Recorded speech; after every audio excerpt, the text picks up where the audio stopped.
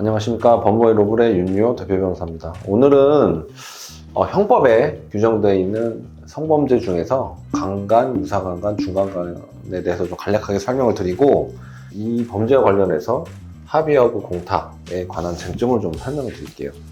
우리나라 일반 형법과 특별법에는 여러 가지 성범죄가 규정이 되어 있는데, 사실 일반인들이 법률을 보고 해석하기가 쉽지 않습니다. 특별법도 여러 가지가 있고 또 형법도 규정되기 때문에, 그 중에서도 오늘 가장 일반적이라고 할 수 있는 강간, 유사강간, 이거는 이제 2022년에 신설된 건데, 유사강간, 중강간에 대해서 설명을 드리도록 하겠습니다. 일단은 강간 같은 경우에는 형법에 어떻게 규정이 되어 있냐면은, 폭행 또는 협박을 해가지고 사람을 강간한 자는 3년 이상의 유기징역에 처한다, 이렇게 규정이 되어 있습니다.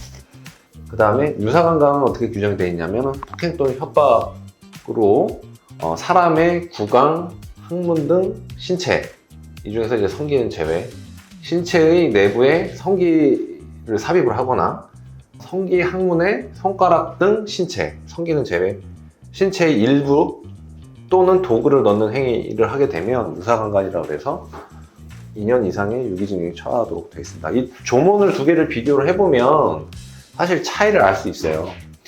여기 지금 보면 형법에는 여기 사람이라고 그냥 규정되어 있는데, 실제로는 이 피해자가 여자인 경우입니다. 왜냐하면 유사강간을 보면 남자가 남자한테 어떤 삽입을 할 수 있는 거는 사실 구강하고 항문밖에 없잖아요, 물리적으로.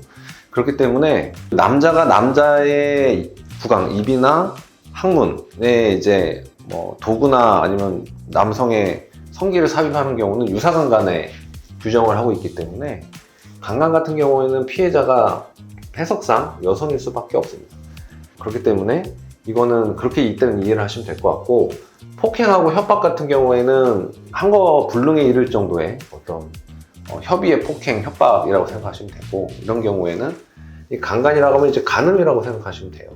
그러니까 남성이 여성의 성기에 자신의 이제 성기를 삽입하는 행위, 간음이라고 생각하시면 되고, 여기 미수 이런 것도 있는데 그거는 이제 너무 복잡하니까, 간음을 하게 되는 경우에는 법정형으로 기본적으로 3년 이상의 유기징역에 처하도록 돼 있다, 이렇게 이해하시면 될 것 같고요.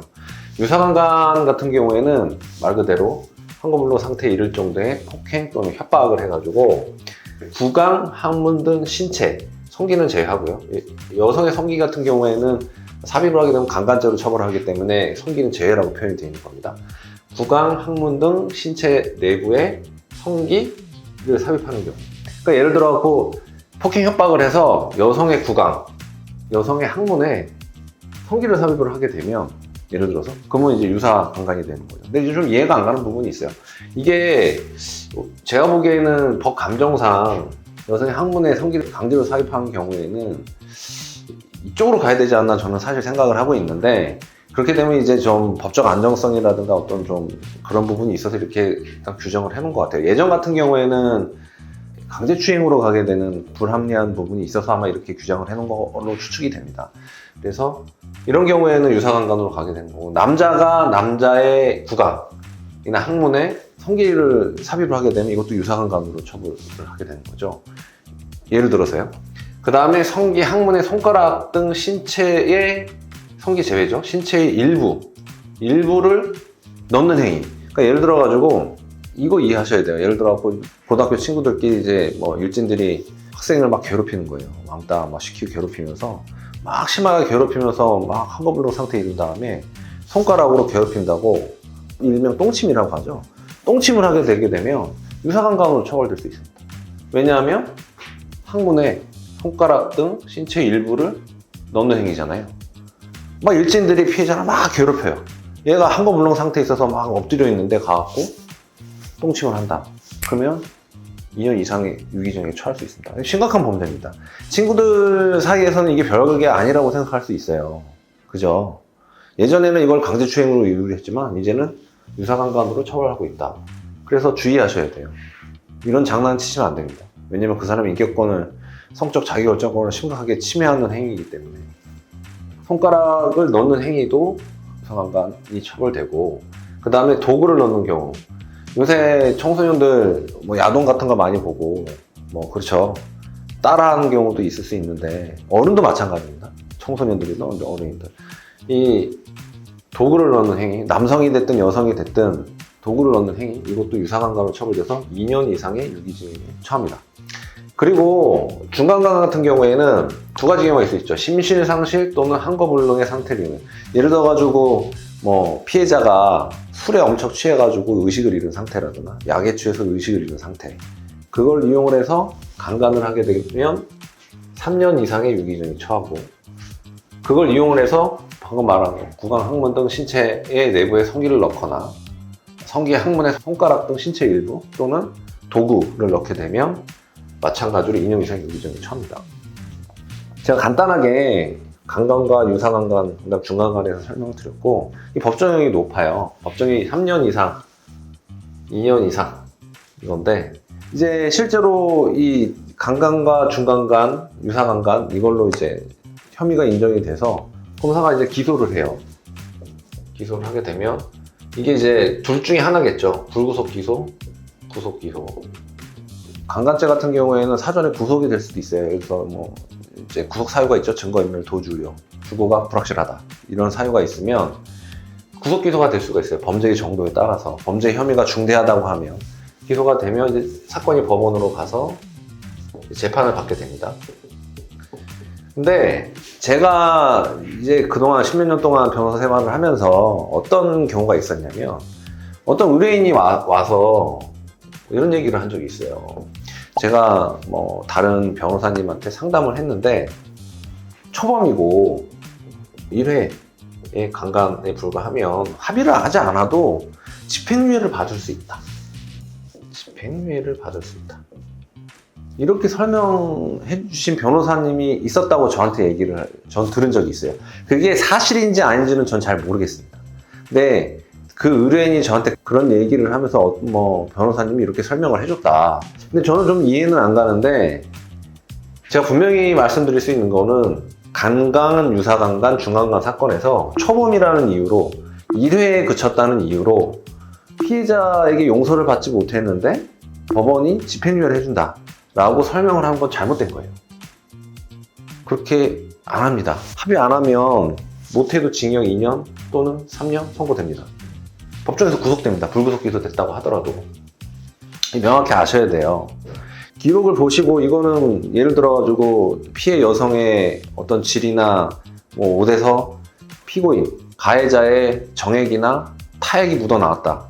이거 빼도 박도 못하는 증거잖아요. 그렇죠? 이런 경우에 부인을 하고 합의조차 안 했다. 이거는 집행유예 안 나온다고 보시면 돼요.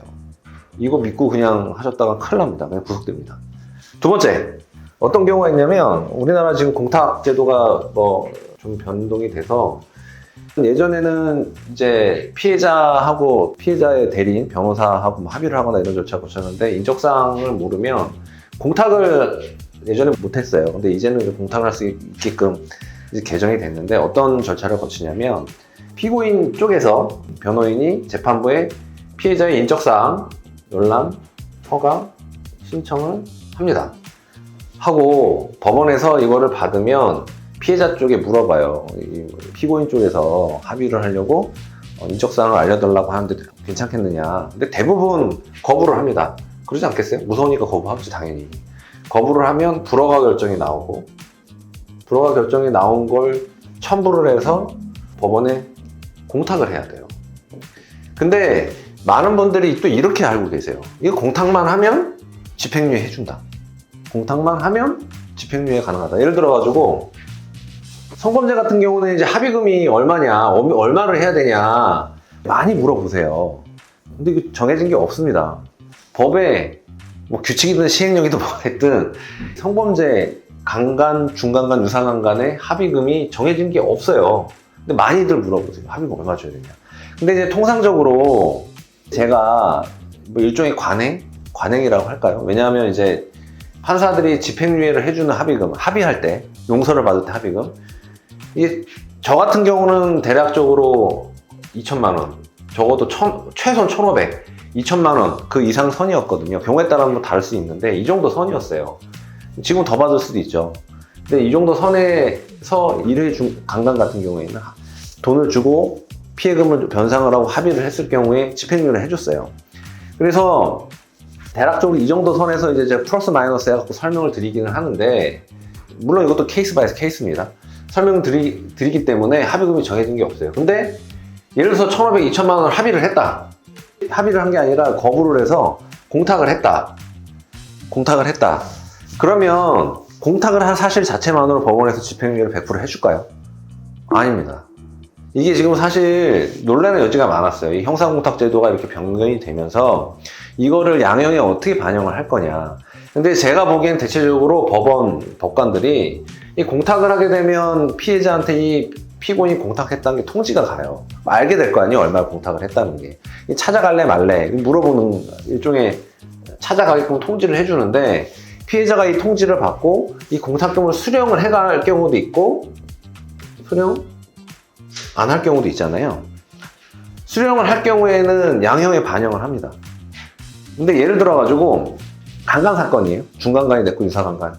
800만 원에서 한 900만 원을 공탁했다고 쳐요. 네? 공탁을 했어요. 근데 수령을 안 해갔어. 이거 어떻게 됐을까요?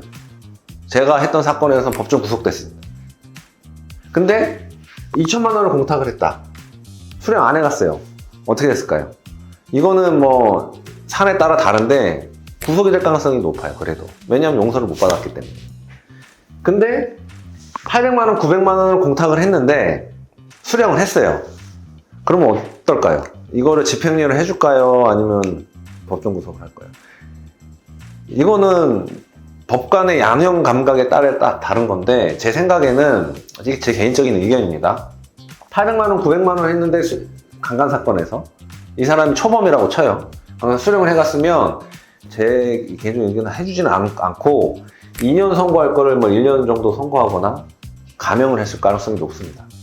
그러면 뭐 2천만 원을 공탁을 했어요. 수령을 해갔어요. 이거는 제가 보기에는 제 개인적인 생각입니다. 반반이에요. 집행유예 해줄 수도 있고 안 해줄 수도 있습니다. 다만 실형을 선고하더라도 단기 실형을 선고할 가능성이 높겠죠. 이 가능성이죠. 여러 가지 경우에 따라 나누기 때문에 공탁금 무조건 수령을 해갔다고 집행유예가 되는 것도 아니고 집행유예가 아예 안 되는 것도 아닙니다. 이런 부분은 케이스 바이 케이스로 여러 가지 양형 같은 거를 검토를 해봐야 되기 때문에 이거는 그 사안에 따라 다를 수가 있어요. 그래서 이런 부분은 변호사하고 좀 치밀하게 의논을 해봐야 된다. 왜냐하면 이 공탁에 이르게 된 과정도 사실 봐야 되거든요. 어떠한 노력을 했는지, 그 다음에 이 범죄 혐의 중대성이 어느 정도에 이르게 된 건지 여러 가지를 고려를 해야 되기 때문에 단순히 공탁을 했다 안 했다는 것만 가지고 집행유예가 된다 안 된다 이렇게 예단을 해가지고 사건 진행을 하게 되면 선고나 이렇게 될 수 있습니다. 바로 와서 끌고 가죠, 들어가니. 그래서 주의하셔야 된다. 그렇지만 제가 분명히 말씀드리고 있는 건 초범이라는 이유로 집행유예가 된다 라고 하면 안 돼요. 그리고 합의를 할 때도 피해자한테 제가 보기엔 너무 고자세로 나가면 거의 안 된다고 보시면 돼요. 잘못을 했으면 무조건 싹싹 빌어야 되는 방향으로 가는 게 오히려 나을 수 있어요. 왜냐하면 제 이 말씀을 왜 드리냐면, 제가 예전에 항소심 사건을 선임을 한 적이 있는데 항소심 선고를 그때 열흘인가 남겨놓고 이미 변론 종결 다 하고 저한테 온 거예요. 합의도 못하고. 근데 얘기를 들어보니까 1심에 했던 변호사님이 그분이 하신 얘기가 구속되어 있는 상태니까 이제 어머니가 오신 거죠. 초범이기 때문에 어차피 집행유예 나오니까 합의 안 해도 된다. 뭐 이렇게 얘기했다는 거예요. 정말 그렇게 얘기했냐고. 저는 그게 사실인지 아닌지 좀 사실이 아닐 거라고 생각을 합니다. 두 번째 변호사를 선임을 했는데 두 번째 변호사님은 또 뭐 피해자 쪽 변호사하고 피해자하고 또 싸웠다는 거예요. 뭐 고자세로 또 접근을 해가지고 뭐 싸우고 뭐 어차피 뭐 공탁하면 집행유예도 가능한데 뭐 그러냐는 식으로 얘기를 했나 봐요. 그러니까 열받겠죠, 피해자 입장에서는. 이 공탁만으로도 집행유예가 될 수 있다는 그릇된 인식을 가졌을 수도 있는 거죠. 실제 뭐 사실인지는 모르겠어요. 그 변호사님 진짜 그렇게 얘기했는지. 그 저한테 찾아온 그 피고인의 어머니가 그렇게 설명을 저한테 얘기를 했었거든요. 그건 아니라는 거. 원래 피해자가 처음에 4천만 원인가 5천만 원 요구했는데 결국 1억 5천만 원 주고 가겠어요. 강간 사건을. 엄청나게 많은 금액을 주고 결국은 합의를 한 거죠. 1억 5천만 원 제가 사건 했던 성범죄 중에 제일 높은 합의금이었어요. 1억 5천만 원 사실 잘만 했으면 4천 정도 선에서 어떻게든 참 제가 보기엔 해결했을 수도 있을 것 같은데 1심에서 무려 한 4배에 가까운 금액을 지불을 하고 합의를 해서 결국 집행유예로 풀려나게 되는 그런 사건이었죠. 1심에서 일단 구속이 되잖아요.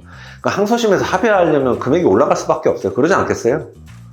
피해자는 더 부르지 않을까요? 그게 인지상정이에요.